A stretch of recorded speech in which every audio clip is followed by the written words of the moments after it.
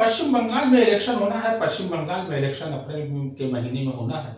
और पश्चिम बंगाल के बारे में मैं आपको एक बार बता देना चाहता हूं कि वेस्ट बंगाल हमेशा से एक पार्टी के साथ रहा है, और जिस पार्टी के साथ रहा है उस पार्टी के साथ काफी सालों तक रहा है।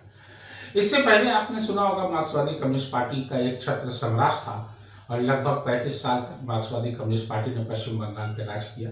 लेकिन उनके सिंहासन को हिलाते हुए ममता बनर्जी, जो कि जमीनी स्तर की नेता थी, उन्होंने उस जगह को हासिल किया, और उसके बाद कंटिन्यू 3 बार से लगातार वो पश्चिम बंगाल की मुख्यमंत्री बनती चली आ रही हैं। और अब 2026 में उनका सामना होगा बीजेपी से, मार्क्सवादी कम्युनिस्ट पार्टी से नहीं, बीजेपी से, क्योंकि बीजेपी लगातार वहां पर प्रदर्शन करती जा रही है, और उसको ऐसी उम्मीद है कि आने वाले समय में पश्चिम बंगाल में वो अपनी सरकार बना सकती है।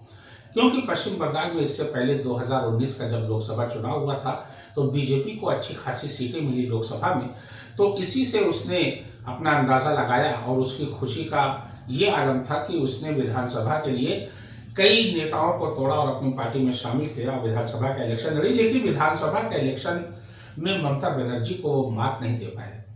उसके बाद 2019 के लोकसभा के बाद 2021 में विधानसभा का चुनाव हुआ, और अब 2026 में विधानसभा का चुनाव होना है। और 2026 के विधानसभा चुनाव में बीजेपी हर नीति अपना रही है, साम दाम दंड भेद। लेकिन अब देखना यह है कि क्या ममता दीदी के सिंहासन को वो हिला पाती है कि नहीं, और ऐसा अगर वो कर जाती है तो पश्चिम बंगाल में निश्चित रूप से पहली बार बीजेपी अपनी सरकार बना लेगी।